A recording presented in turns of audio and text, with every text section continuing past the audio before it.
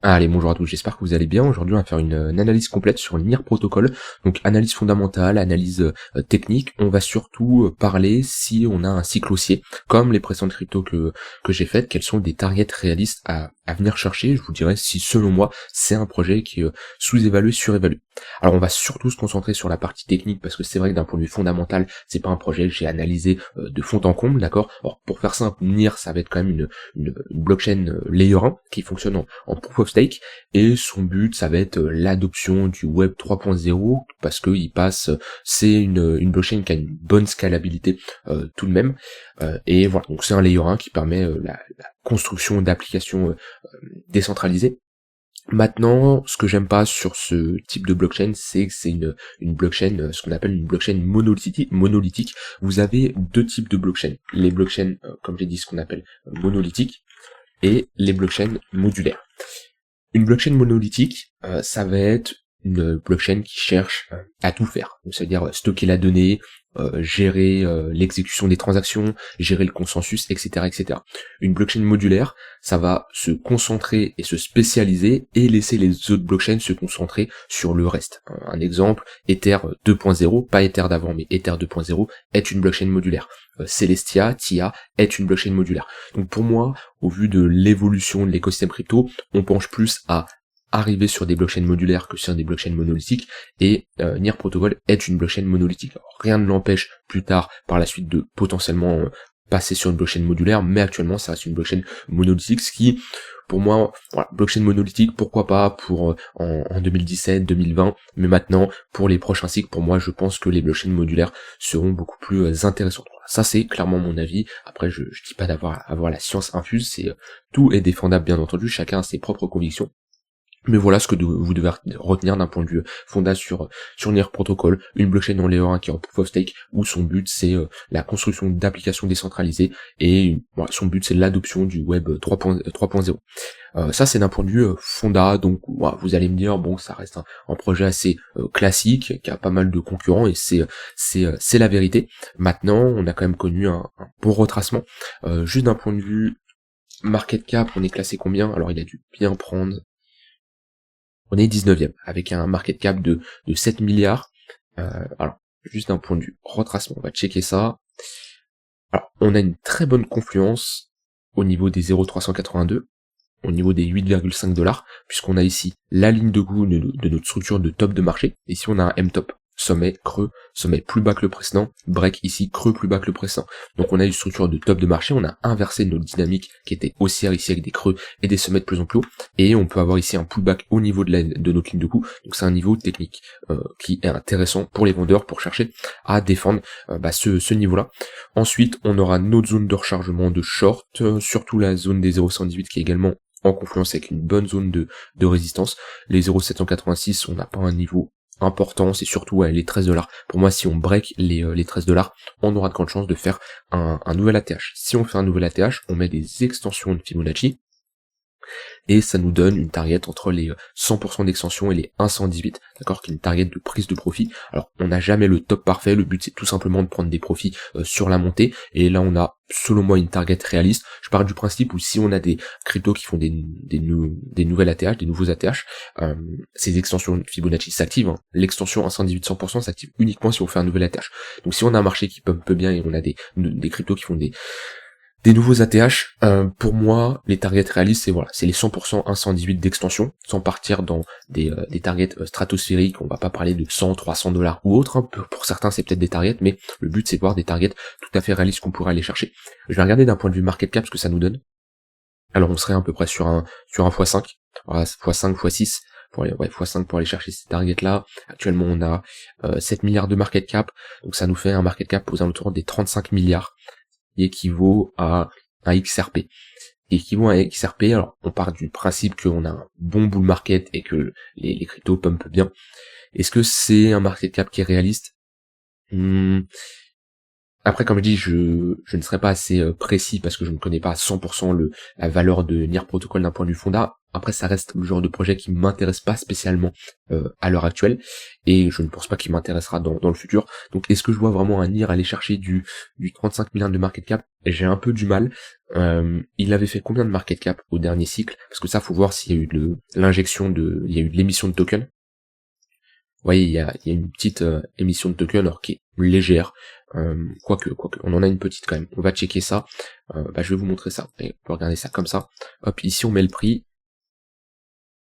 Tac, ici on met le prix, et ici on va mettre la market cap de NIR. Et vous voyez, on a quand même quelque chose de différent, vu que là, si je mets d'un point de vue retracement de Fibo, hop, on n'a pas atteint les 0,382, alors que si je mets ici, on est proche des 0,118. Donc on voit quand même il y a une différence, c'est normal, la market cap a augmenté puisqu'on a eu l'ajout, on a eu l'émission de jetons. Si je vais sur Messari, on peut voir ça, hop, donc c'est un token inflationniste, hein. Hop. NIR protocole. Tac. Chart, supply. Et je me mets en pourcentage. Sur la dernière année, on a eu une hausse de 20%. Ce qui reste assez correct. Après, si je prends depuis 2021, 400%, mais c'est normal. En général, il y a une forte inflation au début du lancement d'un projet. Mais si je prends la dernière année, 20%, ça reste, c'est ce qui nous montre la différence actuelle, tout simplement. Il faudrait prendre les 2 dernières années pour voir la différence actuelle au moins, mais voilà, on voit qu'il y a une différence, c'est normal, il y a eu de l'émission de jetons, ça reste assez faible comparé à d'autres projets. Si je prends d'autres projets comme, juste en comparaison, si je prends DYDX, si je me mets en dollars, ici, je me mets en market cap, là vous allez voir la différence, elle est beaucoup plus flagrante. Voilà, ok. Là on est presque en train de faire un ATH sur le market cap. Ici sur le prix, on est toujours dans une phase d'accumulation. Donc ça c'est quelque chose que vous devez regarder. Ok, quand vous analysez un projet, comparez bien le market cap qu'il a eu par exemple lors du précédent cycle avec son market cap actuel, parce que si on a eu une forte émission de jetons, si l'inflation est pas très contrôlée, qu'il y a eu des déblocages, ou il y a tout simplement une forte inflation avec énormément de création de jetons, méfiance là-dessus, parce qu'on peut avoir tout simplement des projets crypto qui ne feront pas de nouvelles ATH. L'exemple que j'aime prendre, et je continuerai à prendre, c'est SLP. SLP, voilà, on a vu son prix clairement fondre, ok, alors que si je regarde sur le market cap, alors crypto cap, SLP, il va pas me le trouver, hop, on va aller ici. Ça c'est l'exemple parfait que j'aime montrer. On voit que c'est un projet qui ne fera jamais un nouvel ATH. Pourquoi? Parce que si il ne le trouve pas, bon, on va regarder sur CoinMarketCap, c'est pas grave. Donc ça c'est le prix, ça c'est la capitalisation. Donc là on fait un ATH sur la capitalisation, vous vous rendez compte? Et là sur le prix on est toujours sur des niveaux extrêmement bas. En fait le token, on a fait un x10 ou un x30, je sais plus, sur le nombre d'offres en circulation. Donc surveillez ça, c'est vraiment important. Je reviens sur NIR. Alors, donc on a vu des extensions, donc comme j'ai dit, pour moi atteindre les... alors on va les remettre...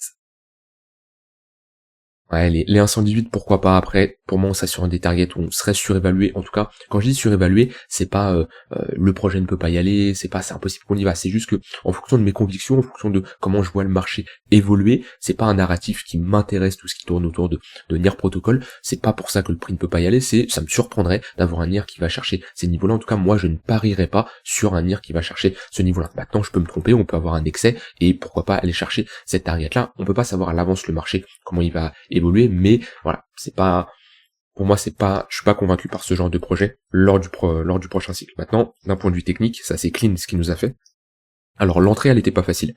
C'est vrai que l'entrée elle était pas facile vu qu'on n'est pas rentré dans une bonne phase de latéralisation avec une bonne structure de retournement. Ici on a eu un peu un rebond en V-bottom. Les différentes entrées comme ça, pour moi je les vois soit quelqu'un de très très agressif qui se dit ok, je joue le pullback sur la précédente structure, ici structure en W, donc il a une entrée globalement ici, ça c'est vraiment l'entrée agressive parce qu'on achète clairement un couteau qui tombe. On a ici la formation d'un range avec un break du range par le bas suivi d'une réintégration, donc au moment du ravalement ici, ça peut être une entrée qui peut être qui peut être jouable, encore ça reste assez agressif, et après il y a la personne qui va attendre globalement qu'on réintègre ce niveau-là, qu'on le break, et du coup on break le précédent sommet, donc on était ici dans une dynamique baissière avec des sommets de plus en plus bas. Ici on a une invalidation, le fait de break ce nouveau sommet et se positionner sur le pullback. Donc ça fait pas l'entrée parfaite, le bottom au niveau des 1$, mais ça reste une entrée tout de même intéressante. Donc, personnellement, moi je préfère avoir une pattern de retournement ici, qui est bien dessiné avec le break et le pullback. Maintenant, quand on rate ce genre d'entrée, ici c'est plutôt une entrée assez intéressante où certes on n'a pas le bottom parfait, mais on réduit son risque, parce que quand on est ici, on peut pas anticiper qu'on va faire ce genre de mouvement, surtout qu'on est toujours dans une dynamique baissière. Si je mets les moyennes mobiles, voilà, le tunnel daily est toujours baissier, donc c'est compliqué d'entrer selon moi. Maintenant on a un momentum qui est haussier, on a des moyennes mobiles qui sont haussières. Ok, c'est assez encourageant ce qu'il nous fait ici. On a une divergence haussière qui est validée.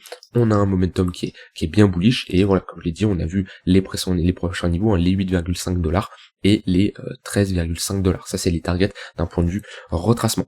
D'un point de vue court terme, pour ceux qui veulent faire du swing, la continuation de tendance. Alors ici, d'un point de vue swing, c'est compliqué, vu qu'on est clairement sur un prix qui est vertical. En général, lorsqu'on veut faire du swing, eh ben, on veut avoir une tendance primaire haussière, chose qu'on a ici. On voit qu'on a une tendance haussière qui est boule, vu qu'on break les précédents niveaux, on a un fort momentum. On veut un retracement, revenir chercher des moyennes mobiles, revenir chercher un retracement de Fibo. Bon là, on a break le tunnel 3 jours, et on a fait un pullback dessus. Ça peut être des retracements de Fibo.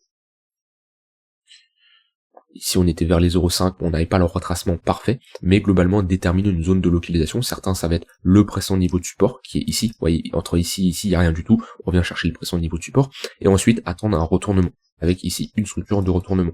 Ici on avait bien un top de marché, avec des creux des sommets de plus en plus bas, et là on a notre structure de retournement. Si je mets MACD, on a sûrement une div, on a notre div haussière qui est ici. On voit sur le MACD, on a une divergence, donc tout simplement on a l'indicateur qui diverge en fonction du prix, qui fait l'inverse de ce que le prix fait, vu qu'on voit que sur le prix ici, on fait un creux plus bas que le précédent, alors que sur l'indicateur ici, on fait un creux plus haut que le précédent. Donc on a une divergence, ce qui nous montre que dans cette tendance baissière daily qu'on a mis en place, qui est dans une tendance weekly haussière, eh ben on a un affaiblissement des vendeurs. Et c'est ce qu'on veut. C'est absolument ce qu'on veut. On veut, si on fait de l'analyse multi-time frame, la grosse unité de temps qui est bullish, ok. Donc ici on est en weekly, et à l'intérieur ici de cette unité de temps, on va bien entendu avoir une dynamique baissière sur l'unité de temps inférieure, quelque chose comme ça. Et ce qu'on veut, c'est se positionner à cet endroit-là quand on va voir notre divergence baissière et une pattern de retournement, ok, et ensuite jouer tout simplement la hausse. C'est exactement ce qu'on a eu ici. Donc là pareil, pour du swing il y avait l'opportunité, en plus on a le pullback sur la ligne de coup. Maintenant à l'heure actuelle, selon moi, ça reste compliqué de se positionner.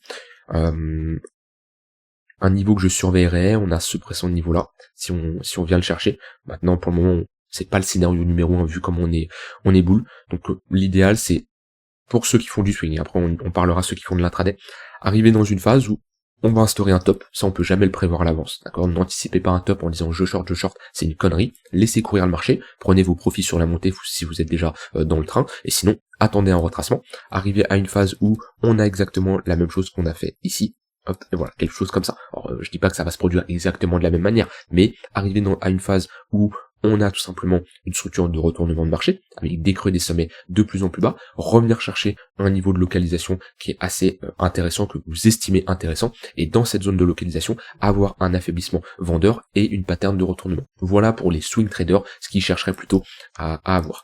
Maintenant, sur du plus court terme, on a un momentum qui est bullish, on le voit, hein, tous les pullbacks dans le tunnel 15 minutes sont rachetés, ok, pour le moment on fait un peu le même type de pattern, dans le sens où on a une forte compression, ensuite ici on fait ce genre de canal descendant et on break par le haut, et on répète, canal descendant et on break par le haut, etc. etc. Ouais. Donc pour le moment, pas de signal de retournement. On est toujours dans une dynamique qui est bien haussière, avec un fort momentum, et pour moi, tous les pullbacks dans les tunnels 15 minutes, tunnels lunaires sont des bonnes zones de localisation pour faire de la continuation de tendance. Moi j'aime bien avoir des confluences avec des points pivots daily pour avoir une meilleure localisation. Et aujourd'hui on n'a pas spécialement de confluence. Il peut y avoir un setup sur vraiment du court terme qui jouait ici au moment du break du range et le pullback sur le haut de range, plus sur le point pivot weekly. Bon, c'est trop tard. Maintenant moi, ce que je vois ici, je surveillerai la clôture daily et demain l'ouverture qu'on aura pour voir le point pivot daily en confluence potentielle avec un tunnel 15 minutes pour éventuellement faire la même chose qu'on a fait ici et jouer un potentiel retracement dans ce niveau-là pour avoir une bonne zone. Alors ça peut être ici, ça peut être plus haut, le but c'est de déterminer notre zone. Sinon si on a un retracement un peu plus profond, si vous regardez les moyennes mobiles, à un moment c'est obligé qu'on va le faire, hein, comme on a fait ici, et ben on a des moyennes mobiles qui sont orientées par le haut, je vais passer ça, ok, et à un moment on arrive dans une phase où le tunnel 15 minutes est plat, ok, ça veut dire tout simplement qu'on rentre dans une phase de range, ok, ben là la meilleure chose que je vous conseille c'est patienter, qu'on rentre dans un range qui est assez mature, et se positionner sur le bas de range qui est en confluence avec le tunnel 1 heure. Par exemple ici, voire même ici, bon là on l'a pas touché, mais c'est un exemple où si on fait la même chose, vous voyez, ici on a encore un exemple concret, on a un tunnel 15 minutes qui est bien haussier, et qu'on commence sur un tunnel qui est assez plat, vous voyez, ici il commence à être plat, ici il est plat, il commence à s'affiner, voilà, ici il est plat, en tout cas on voit qu'il est pas autant vertical que ici, et on fait plus office de support dedans. Et ben ça veut dire qu'on rentre dans une phase de range, on laisse le range mature, une touche, deux touches, trois touches, quand on commence à être sur un range mature, le bas de range en confluence avec le tunnel 1 heure, c'est une bonne zone de localisation pour chercher des longues et chercher de la continuation. Donc là, c'est un peu ce que je surveillerais. Ça serait d'avoir une zone, on sait pas quand ça va se produire, parce qu'on prédit pas, on n'anticipe pas. Ça peut être demain, ça peut être dans une semaine. Rentrer dans une phase où le marché va consolider. Ok, on va avoir un tunnel 15 minutes qui va commencer à être plat, d'accord, un marché qui va consolider, rentrer dans une phase de latéralisation, à 1 heure qui va continuer à monter, et en fait, au moment de la deuxième, troisième touche, si on a une bonne confluence sur le bas de range et le tunnel 1 heure, ça peut être une bonne zone de localisation pour entrer. En tout cas, c'est moi comment je vois actuellement, comment je chercherai à trader les cryptos, parce que déjà, je ne chercherai absolument pas à short le marché, bien qu'on peut avoir, comme on l'a vu, une bonne chute, là, comme on a eu avec le BTC de moins 20% en une journée, c'est possible, mais ça, c'est impossible à anticiper à l'avance. La meilleure chose, c'est se dire, ok, on a un flux, on a un marché qui commence à être euphorique, on a un fort momentum, je prends mes positions, j'ai une zone d'invalidation et je prends mes profits et je me barre. Et je fais ça. Je rentre, je prends mes profits, je me barre. Si ça marche pas, je coupe ma perte parce que je veux pas prendre un drawdown de moins 30, moins 40%, surtout si j'ai des effets de levier, je vais juste simplement me faire liquider. Pour le moment, c'est comme ça que je le vois. Les pullbacks sur les moyennes mobiles, court terme, c'est des opportunités pour de la suite tendance. Si on rentre dans une phase de latéralisation, on attend que le range devienne mature et ensuite on joue la prolongement de ce range-là parce qu'un range pressé par une tendance haussière a plus de chances de casser vers le haut. Ouais, ça c'est vraiment important. Donc voilà, rien d'autre à ajouter de plus. Je vous ai parlé de mes targets long terme sur NIR qui étaient réalisables globalement. Dites-vous moi comment je prends en compte mes targets long terme, c'est des extensions de Fibonacci, des chiffres ronds psychologiques, et également quand on sera sur un nouvel ATH, quand on atteindra ces targets là, j'observe le marché, ce qui me donne si on a un marché qui commence à parler de targets énorme, si je vois des NIR Protocol qui est en top tweet sur Twitter, si je vois en tendance Twitter, si je vois voilà, on dit ouais NIR Protocol c'est le futur, ça a dépassé BTC, bon là c'est qu'on commence à avoir une bonne euphorie. Voilà, vous avez mon avis sur NIR, c'est pas le genre de projet qui m'intéresse, attention, c'est pas pour ça que c'est un mauvais projet spécialement, mais moi, voilà, on a tous des convictions personnelles, il y en a qui vont se dire, ah ben moi, je crois en l'intelligence artificielle, d'autres qui vont dire, ouais, l'intelligence artificielle c'est peut-être encore trop tôt, moi je vais plutôt croire à ce type de projet, et ça c'est vraiment en fonction de vos convictions, vos croyances personnelles, on peut pas avoir tous la même opinion là-dessus, d'accord, sinon on a besoin de tout pour faire un monde, bien entendu. Voilà, analyse complète, j'ai rien d'autre à ajouter de plus. Si vous avez vous des choses à dire, surtout d'un point de vue fondamental, des choses que je n'ai pas évoquées, parce que comme je dis, je ne maîtrise pas à 100% tous les projets, hein. Des projets, il y en a des centaines, des milliers, ok, et je ne peux pas faire des analyses en profondeur sur tous les projets, surtout sur des projets qui vont m'intéresser un peu moins. Donc voilà, j'espère que cette vidéo vous aura plu, je vous souhaite une très bonne fin de journée, on se retrouve demain pour une prochaine vidéo, bye bye.